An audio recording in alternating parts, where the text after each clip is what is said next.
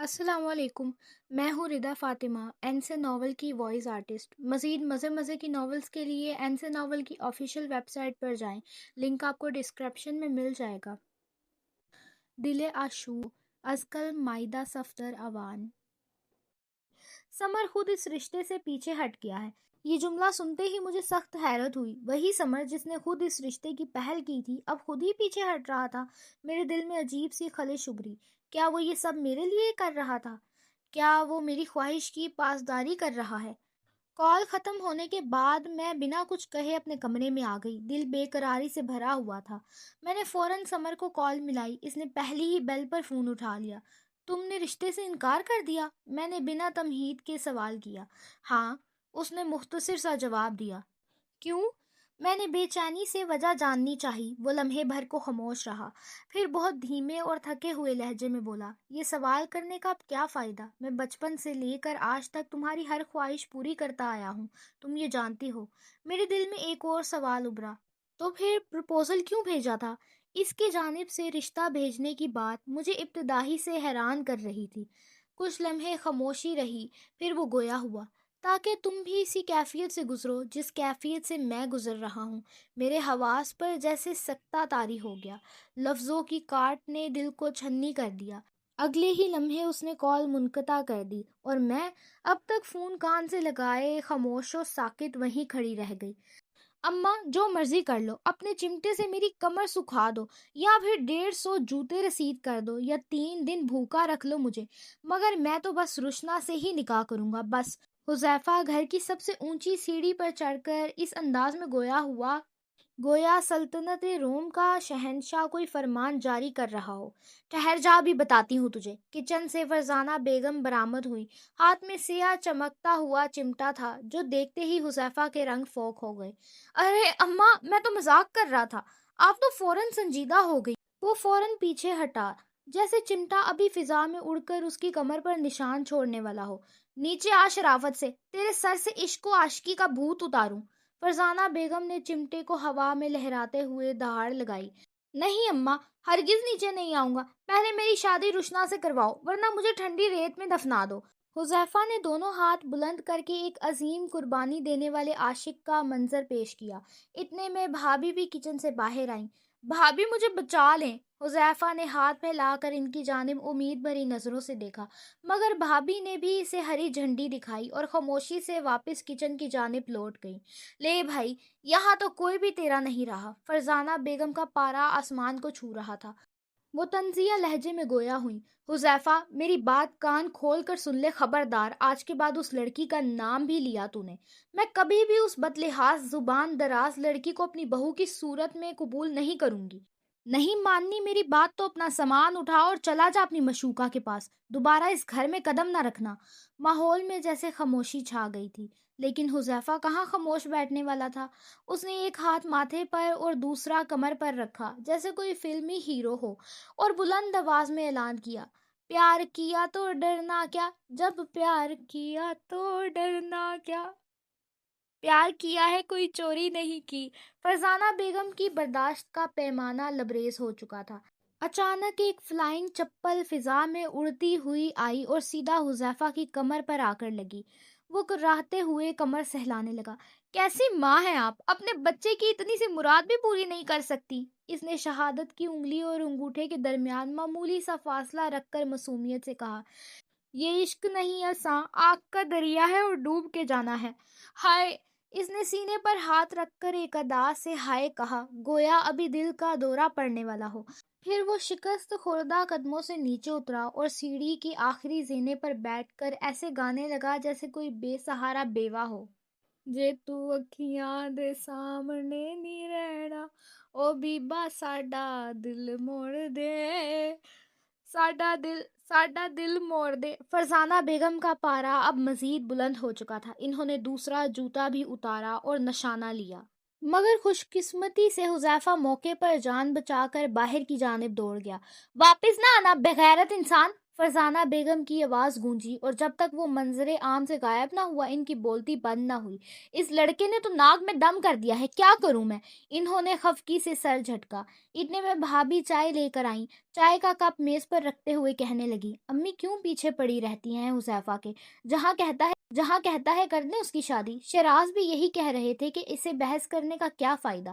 ہرگز نہیں، ہرگز نہیں، میں اس بدتمیز اور بدلحاظ لڑکی کو اپنے گھر کی بہو بنانے کا سوچ بھی نہیں سکتی۔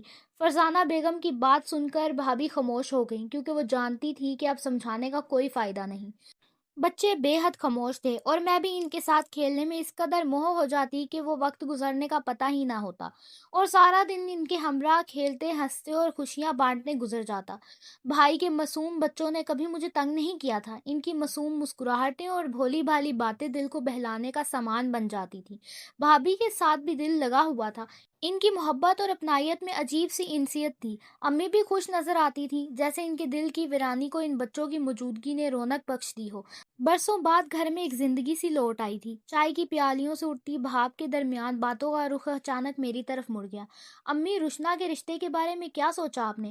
بھابھی نے نرمی سے استفسار کیا، جو اس وقت امی کے ساتھ بیٹھی ہوئی تھی۔ امی نے ایک ٹھنڈی آہ بھری اور ذرا سی ناراضی کے عالم میں بولی، بیٹا میری تو کب سے خواہش ہے کہ اپنی بیٹی کو اس کے گھر کا کر دوں، لیکن وہ مانے تب نہ۔ اب دیکھو سمر کے رشتے کو بھی انکار کر دیا۔ امی آپ رشنا سے بھی تو پوچھیں، کیا پتا اسے کوئی اور پسند ہو۔ بھابھی نے دھیرے سے مشورہ دیا، لہجہ مصلحت آمیز اور نرم تھا۔ اسی اثناء میں نعمان بھائی اور ابا بھی باہر سے لوٹ آئے۔ ہاں بھائی، کیا باتیں ہو رہی ہیں؟ ابا نے آتے ہی سوال داغا۔ بھابھی فوراً چائے بنانے کے لیے اٹھ گئی اور امی نے ابا کے سوال کا جواب دیتے ہوئے کہا، تمہاری بیٹی کے رشتے کی بات ہو رہی ہے۔ ابا نے سکون سے چائے کا پہلا گھونٹ لیا اور گویا ہوئے، ارے تم نے کیوں اتنی مشکل پیدا کر دی ہے؟ شادی ہی کرنی ہے نا بیٹی کی، تو اتنی جلد بازی کیوں؟ سوچ سمجھ کر ہی تو بیٹی دیں گے کسی کو، ابھی کیا حرج ہے، کچھ وقت لگ جائے گا۔ بھائی بھی اس موقع پر خاموش نہ رہ سکے۔ امی ابا ٹھیک کہہ رہے ہیں، اتنی جلدی کرنے کی ضرورت نہیں ہے، ابھی اسے آرام سے سوچنے دیں، فیصلہ کر لینے دیں۔ امی نے ایک گہری سانس لی اور مایوسی سے بولی، ہاں بھائی اب تم ہی جانو، اب میں کچھ نہیں کہوں گی، تھک گئی ہوں میں اس لڑکی کے پیچھے لگ لگ کر۔ ابا نے نرمی سے ان کا ہاتھ تھاما اور محبت بھرے لہجے میں کہا، بیگم اب ناراض نہ ہو، ہماری بیٹی سمجھدار ہے، باشعور ہے، انشاءاللہ اپنے لیے بہتر ہی فیصلہ کرے گی، انشاءاللہ۔ بھائی اور بھابھی نے یک زبان ہو کر ابا کی بات سے اتفاق کیا۔ بائک پوری رفتار کے ساتھ شہر کی ایک معروف سڑک پر گامزن تھی۔ بائک کی رفتار جیسے بجلی کی تیزی کو چھو رہی تھی۔ حذیفہ پورے جوش و خروش سے بائک دوڑاتا جا رہا تھا، نہ آگے آنے والی ٹریفک کی پرواہ تھی، نہ پیچھے سے آتی گاڑیوں کی فکر۔ ٹریفک سگنلز کو توڑ کر گاڑیوں کے درمیان سے گزرتا وہ یوں لگ رہا تھا جیسے ہواؤں سے باتیں کرنے نکلا ہو۔ پیچھے سے آتی گاڑیوں کی بوچھار کو مکمل طور پر نظر انداز کرتا وہ جیسے ہی ایک تیز رفتار سے دائیں طرف مڑا، ایک گاڑی جو اپنے معمول کی رفتار سے چل رہی تھی اچانک اس کی بائک سے ٹکرا گئی۔ گاڑی کے ڈرائیور نے گھبرا کر اسٹیئرنگ کو زور سے بائیں جانب گھمایا، لیکن تب تک حذیفہ اپنی بائک سمیت سڑک پر منہ کے بل گر چکا تھا۔ گاڑی سے ایک ادھیڑ عمر شخص باہر نکلا، تیزی سے آگے بڑھا، حذیفہ کے اوپر سے بائک ہٹائی اور اسے سیدھا کر کے سہارا دے کر کھڑا کیا۔ حذیفہ کا سر پھٹ چکا تھا، بازوؤں اور ٹانگوں پر گہری چوٹیں آئی تھیں۔ وہ شخص اسے سہارا دیتا ہوا اپنی گاڑی کی طرف لے گیا۔ ادھر دیکھتے ہی دیکھتے لوگوں کی بھیڑ اکٹھی ہو گئی، مگر کوئی نہ جان سکا کہ زخمی ہونے والا لڑکا کون ہے۔ حذیفہ کو فوری طور پر قریبی ہسپتال منتقل کیا گیا۔ اس کے موبائل کی اسکرین پر خراشیں آ چکی تھیں، لیکن قدرت کا کرم یہ ہوا کہ موبائل کا سسٹم صحیح سلامت رہا۔ اسی فون سے ایک نمبر نکالا گیا اور کال کی گئی۔ یہ کال شیراز بھائی کے نمبر پر تھی۔ پہلی ہی بیل پر کال اٹھا لی گئی۔ دوسری جانب سے ایک اجنبی مرد کی آواز سن کر شیراز کے اعصاب کھنچ گئے۔ کون بات کر رہا ہے؟ جی میں فلاں ہسپتال سے بول رہا ہوں، آپ کے لڑکے کا ایکسیڈنٹ ہو گیا ہے، براہ کرم فوراً ہسپتال پہنچے۔ شیراز بھائی نے خود پر قابو پاتے ہوئے فون بند کیا اور کمرے سے نکل کر ہال کی جانب آئے۔ آواز مدھم تھی مگر پیغام میں اضطراب چھپا نہ تھا۔ حذیفہ کا ایکسیڈنٹ ہو گیا ہے، میں ہاسپٹل جا رہا ہوں۔ زمان صاحب یہ سنتے ہی جلدی سے اٹھے اور شیراز کے ساتھ ہو لیے۔ کیا کہہ رہے ہو؟ کیا ہوا ہے حذیفہ کو؟ فریدہ بیگم نے گھبرا کر پوچھا۔ امی بس معمولی سا حادثہ ہوا ہے، میں اور ابا ہسپتال جا رہے ہیں، آپ سب دعا کریں، انشاءاللہ خیر ہوگی۔ شیراز نے بات مکمل کرتے ہوئے باہر جا کر گاڑی سٹارٹ کی۔ ارے کیسے ہو گیا حادثہ؟ ہائے میرا بچہ! اللہ میرے بیٹے کو اپنی حفظ و ایمان میں رکھے، فریدہ بیگم پریشان ہو کر بولی۔ امی وہ بالکل ٹھیک ہو جائے گا، آپ نماز پڑھ کر دعا کریں۔ قریت نے فریدہ بیگم کو دلاسا دیا۔ یا اللہ میرے بیٹے پر رحم فرما، اسے اپنی حفظ و ایمان میں رکھ، ہائے نہ جانے کس حال میں ہوگا وہ۔ فریدہ بیگم روتے روتے التجائیں کرنے لگی۔ قریت نے وضو کر کے جائے نماز بچھائی اور نفل نماز ادا کرنے لگی۔ فریدہ بیگم بھی وضو کے لیے چلی گئیں، مگر وضو کے دوران بھی روتی رہیں اور گڑ گڑا کر دعائیں کرتی رہیں۔ تھوڑی ہی دیر بعد شیراز اور زمان صاحب ہسپتال پہنچے اور اس کمرے میں گئے جہاں حذیفہ داخل تھا۔ وہ بیڈ پر بے ساکت دم سادے پڑا، جگہ جگہ سے پٹیوں کی لپیٹ میں تھا۔ سر پر پٹی چڑھا رکھی تھی، بازو پر پلاسٹر لگا ہوا تھا اور ایک ٹانگ کو بھی پٹیوں سے لپیٹا ہوا تھا۔ چہرے پر رگڑ اور چوٹ کے نشان اس بات کی گواہ تھے کہ قسمت کو حذیفہ پر رتی برابر بھی ترس نہیں آیا۔ شہراز نے فریدہ بیگم کو کال کی اور آہستہ اور سنجیدہ لہجے میں کہا، امی آپ جلدی سے ہسپتال آ جائیں۔ فریدہ بیگم جو پہلے ہی روتے روتے نڈھال ہو چکی تھی، بے قراری کے عالم میں بولی، کیا ہوا ہے؟ کیسا ہے میرا بیٹا؟ شیراز مجھے بتاؤ کہ حذیفہ کیسا ہے؟ شیراز نے دھیمے لہجے میں کہا، امی وہ ڈاکٹرز کہہ رہے ہیں کہ حذیفہ کے بچنے کے امکانات بہت کم ہیں، آپ آ کر آخری بار مل لیں۔ یہ کہتے ہوئے شیراز نے فون بند کر دیا۔ فریدہ بیگم کے پیروں تلے زمین کھسک گئی۔ میرا لال، میرا جگر کا ٹکڑا، قریت سنبھال مجھے، میرا بیٹا ہاسپٹل میں پڑا ہے، جلدی ڈرائیور کو بول کے گاڑی نکالے۔ فریدہ بیگم گلا پھاڑے پورے گھر میں چلاتی پھر رہی تھی۔ قریت باہر کی طرف بھاگی اور ڈرائیور کو گاڑی نکالنے کا حکم دیتی تیز رفتاری سے واپس اندر کی طرف گئی اور فریدہ بیگم کو سہارا دے کر اٹھایا اور باہر لے گئی۔ تھوڑی ہی دیر میں فریدہ بیگم، قریت بھابھی اور عرشیہ ڈرائیور کے ہمراہ ہسپتال پہنچ گئے۔ کمرے میں ایک گمبھیر سکوت چھایا ہوا تھا۔ شیراز حذیفہ کے چہرے کو چادر سے ڈھانپ رہے تھے اور زمان صاحب اس کے قریب بیٹھے روتے ہوئے کلمہ طیبہ کا ورد کرنے میں لگے ہوئے تھے۔ حذیفہ کی حالت دیکھ کر فریدہ بیگم وہیں گرنے کو ہو گئیں۔ ارے میرے بچے کو کیا ہو گیا ہے؟ حذیفہ اٹھ اٹھ میرا پیارا بیٹا، اماں کا لاڈلا، اٹھ جا، دیکھ تیری ماں آئی ہے۔